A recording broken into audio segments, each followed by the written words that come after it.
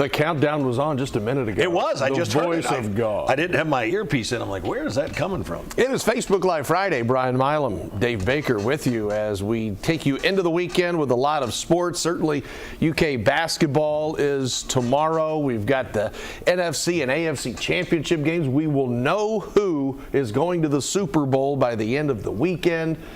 Did you go to the chiropractor this week or something? You look like you're sitting really tall, or I've just really compressed in my old age. Well, you know, Buzz, it's it's my new reading glasses. That's what it is. It's kind of the Clark Kent look. I like that. Well, let me tell you. If they were just a little wider, they would be full Ricky Vaughn's almost. I still have those glasses you gave me with the little skull in the middle a couple of years ago. It's Facebook Live Friday. Peter, Ricky. That's right. Oh, I don't know. You got a guy on the line about some white walls. We got a guy on the line about some white walls. UK and Arkansas. Bailey liked that one. We got UK and Arkansas this weekend. The Cats coming off the worst loss of the season. You can lose. I thought Wilmington was bad. I thought this one was worse in terms of they just weren't in the game in the majority of the second half. And South Carolina may be better than a lot of people gave them credit for, at least for one night. Could be. I mean, obviously, they were really bad last year. I think they were, one of 3 teams that only won 4 league games or something like that. And they've come in, they went out, they hit the portal hard, and they've made a commitment to defense. And so what you wonder as you head into Arkansas tomorrow, you got a really similar situation. I'm sure we'll talk about it in a second. But, I mean, Arkansas got throttled, too, at Ole Miss. They've been throttled most of the last month. The Muss bus has, run off the turnpike, I think, is what's happened. But they've not played well recently. They suffered a 20-plus point loss. Mm-hmm. I just realized when I was looking at notes a few minutes ago that ESPN Game Day is going to be there. Yeah, what's up with that? I mean, Arkansas was a preseason, what were they? Top 10. Top 8. I think they were 8. I saw them preseason. But you know, here's the thing. They will come out, and South Carolina, I think, put a roadmap for people that will play Kentucky. Yeah. They will try to get very physical with them. They will bump and grind and push and shove and just try to get these guys out of a rhythm. And I believe that's what happened the other day at South Carolina. And with a big house with game day and all that stuff, despite the 20-point loss, they'll put on a show at the Basketball Palace of Mid-America. And it'll be a tough one. And we have seen, I think, over the last several years when Kentucky loses a game by double digits. Mm-hmm. Yeah, the other team, as Cal always says, the other team's going to hit 10 three-pointers. They don't ever hit 10 three-pointers. They're trying to. Well, South Carolina certainly had a great shooting night, but when Kentucky loses by double digits, normally you can go back and look at the Cal teams and say, well, they just got out-muscled. They got out-physicaled. Right. They just got out-whatevered. And usually it deals with an older group of guys that are stronger. And, this was one of the first games, and I'm drawing a blank on the Wilmington game at the moment, but this is the first game Reed Shepherd had 0 impact in the game. Yes. He didn't have any If you remember what happened that game, I think that was the first time they got out of rotation because DJ Wagner didn't play. Right. And so he and Dillingham weren't coming in at the break, but yes. And then it was a very similar situation the other night. But I think also that there are some guys that need to maybe look for the shot less, some guys that need to look for the shot more. Does that make any sense? Sure. And the other night, Antonio Reeves did not have a good shooting night. I believe Reeves and Wagner were 8 of 28 shooting, something like that. That's not going to get it done. The threes were not falling. And if you cannot, in football, if you can't run the ball, you better be able to throw it. And if you can't throw it, you better be able to run it. Right. The problem is, in football, if you get behind and you don't have a passing game, well, what are you going to do? Well, in basketball, if you get behind and the threes are not falling, what are you going to do? And Cal did make a point that they had 6 layups that rolled off. There were several other times when balls just didn't fall their way. I just thought it was the first time, maybe this year, we saw one-on-one basketball.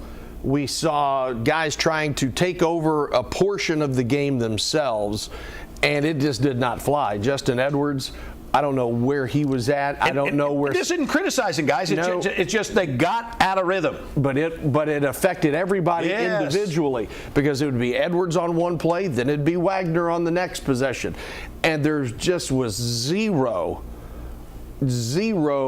passing of the basketball. 7 assists on the game, 2 in the first half. 2 in the first, 5 in the second. 5 in the second half, and I believe 3 of those 5 came early in the first TV timeout. And I mean, this was the team, and I don't know if they still are or not, but #1 scoring team in the country, averaging 91, 30 below their average. So I think it'll be real interesting to see if Cal makes a change in the lineup. You know, he alluded in his post-game comments, and he said this before about Justin Edwards, you know, hey, here's a crazy thing. You know, if somebody's playing better than you, then they're going to play. And so does he try to go bigger? Bailey, did you have the stat? What was the stat you said about the number of different different lineups? 23 different lineups. 23 different lineups that the Cats had the other night at South Carolina.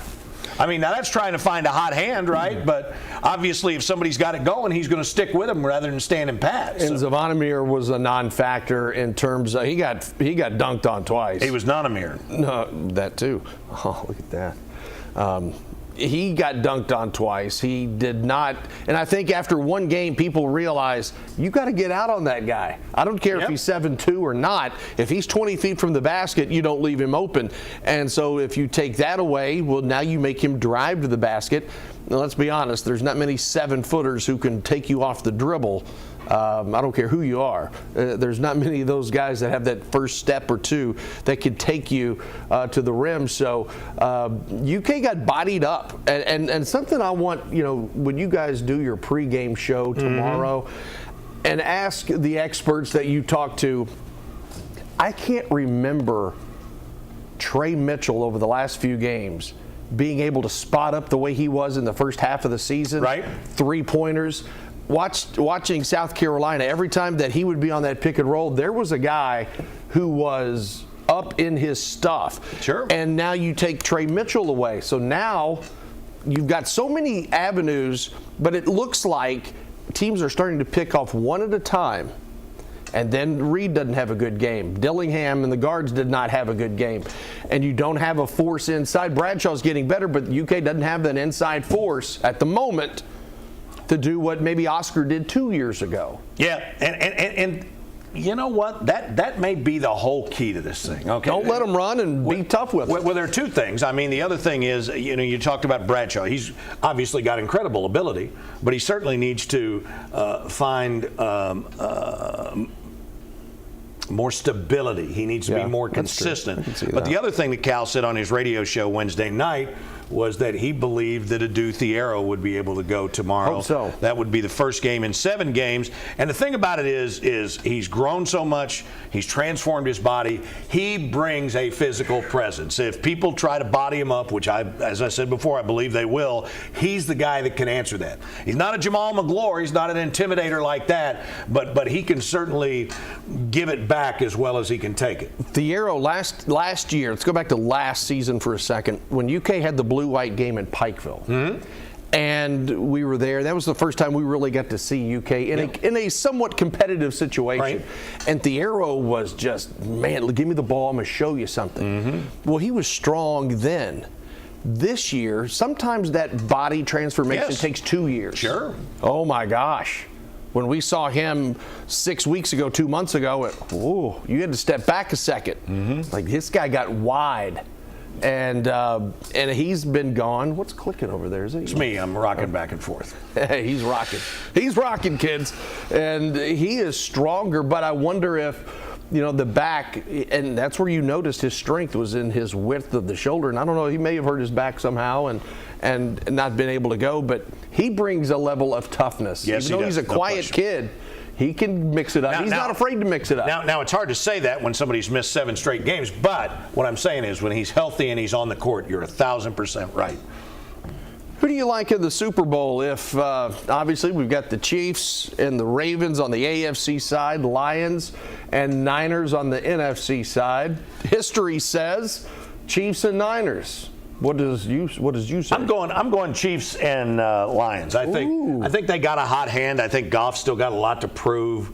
And plus, I'm a Bengals fan, so I never pick the Niners, right? I mean, there's too much pain involved in that, right? Oh, yeah. Forrest Gregg and Sam Weiss, if they could talk about what happened in the 80s. John Taylor, Man. Joe Montana. And Sam Weiss, he's going to Rice. John Taylor. It's like, really?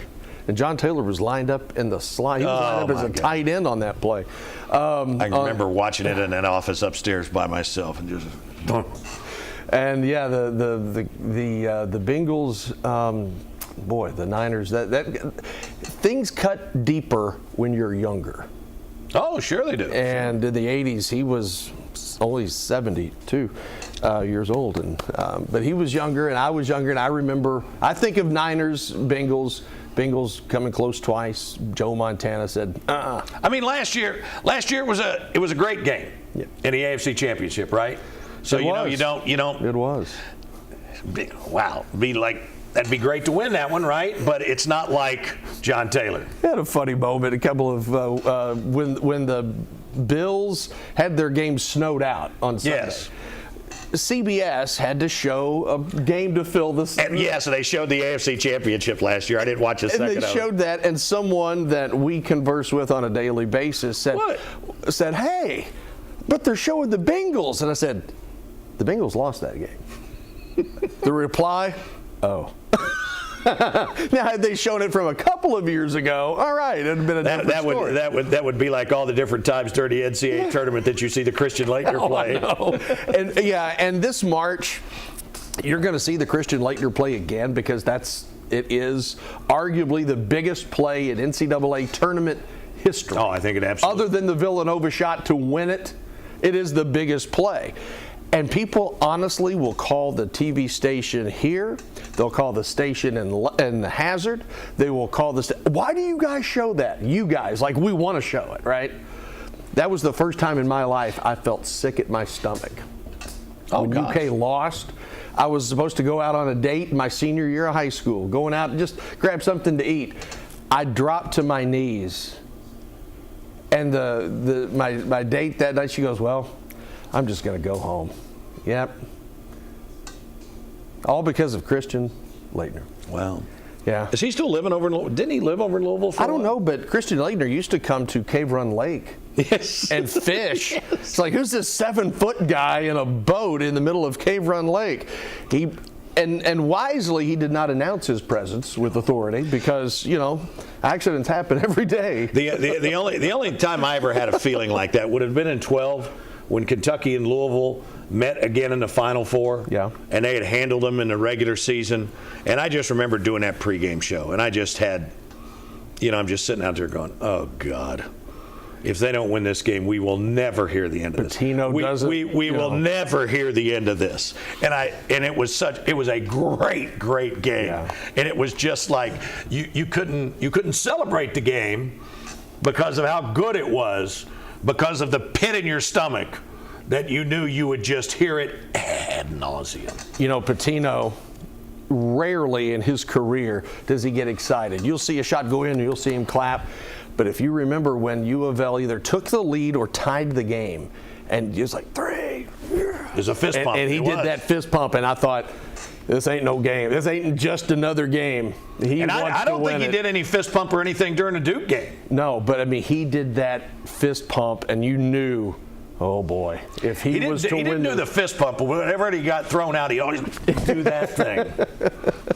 Oh my gosh! But those things 12 years ago. Can you believe that? Right. That moment. Right. Time is flying by a lot. So speaking of that, what you got? This is the 10-year anniversary.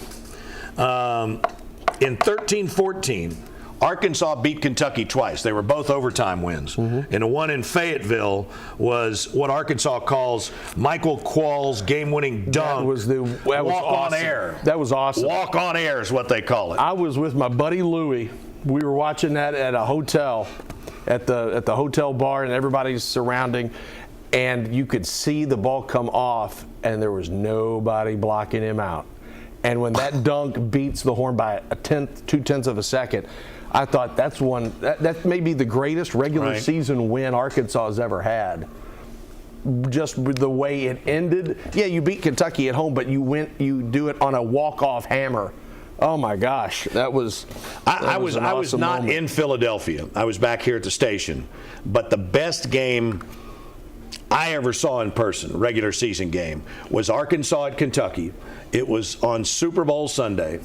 It was before the Northwest Arkansas Regional Airport was built, which was not in existence till President Clinton became president. That's right. And so you had to fly in, very nice, had to fly into Tulsa or Oklahoma City, I think. Oh boy. And so Oscar and I drove. Get some extra. It's like about 2 hours from one of those airports.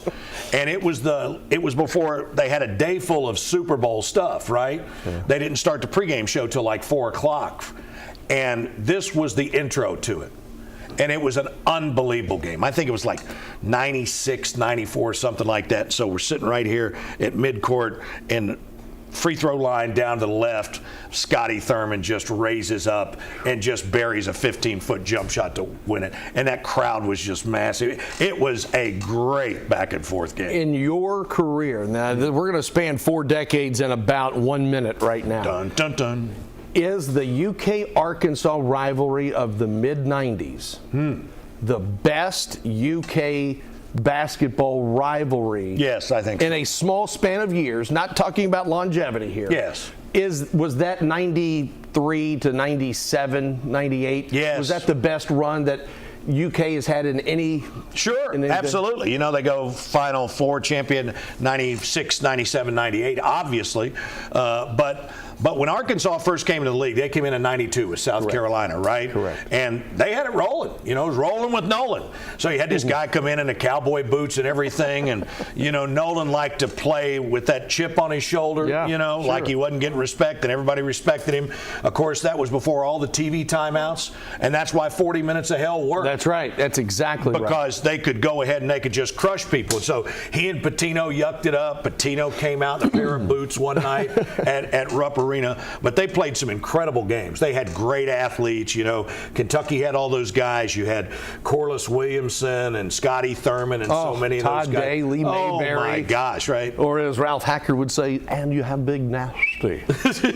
Corliss Williamson, Big Nasty. You know, I can't remember. It may have been Todd Day that hit that jump shot now. But, I mean, they were great games. They were well-coached teams. Obviously, you had that period of time in there when Florida was getting good. But obviously, Rick and Billy, you know, were like a father and son combo. But that Arkansas game, the last SEC tournament that was not played in a dome was played here at UK, I believe. That's when UK embarrassed Tennessee, won Allen Houston's last game. Like 120 to 40 or 100 to 40, whatever it was. But what happened, I can't remember whether Kentucky played them in the semifinals or in the finals, but the morning of the semifinals, March here in Lexington, I mean, it's a huge snowstorm. That's right. And it was so big, in fact, that I forget where Arkansas was staying, but their bus couldn't get to the arena. So they stopped somewhere downtown and they walked to the arena. Oh my God. And the place just erupted when they came in. It was their first time their fans were here, and it was that was really good basketball. When you think about Kentucky went to the 93 Final Four, Arkansas wins the 94 championship. Right. Loses in the finals in 95. Kentucky wins in 96, loses in the finals 97, wins 98. That run of Nolan and Pitino and Tubby, my gosh, that was a lot of fun. Oh, boy. That was a lot of fun. It is Kentucky and Arkansas from Fayetteville tomorrow. Mm-hmm. And 6 o'clock tip. Kentucky a big favorite in terms of Arkansas has lost. They're just 1-5, I believe, in conference play. Dude, and here's the thing. And this is a team that beat Duke. And they've only had one SEC loss this year that's been in single digits. Let's see. They got embarrassed by Ole Miss the other night. They got beat by Carolina's. No, I'm sorry. Their only single-digit SEC game was they beat A&M 78-77. But they lose to South Carolina 77-64, 77-51 to Ole Miss. They lose at Georgia by 10. They lose to Auburn 83-51 in their SEC opener. I mean, they have. I mean, yowza, yowza, yowza. I mean, great song. They have, and you know what? I hate to sound like Cal.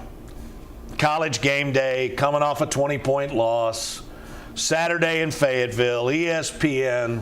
I mean, the only thing it's missing is Vital, and or bringing that hog or that other mascot they call Pork Chop, the little one, and bringing him down from the ceiling. That's the only. Dale Brown used to do that when he was coaching, and Kentucky would come to town. I mean, there was always some kid or some fan with some heart-tugging story that was on the end of the bench, and they used to bring that darn tiger down from the roof.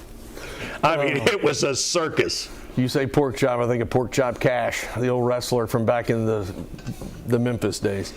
Saw a picture that the Honky Tonk Man just turned 71. Yeah, how about that, the Honky Tonk Man? So we're going to shake, rattle, and roll our way right out of here and get back to work. And you'll see this young man, Buzz. He's going to be doing some of the early sports tonight.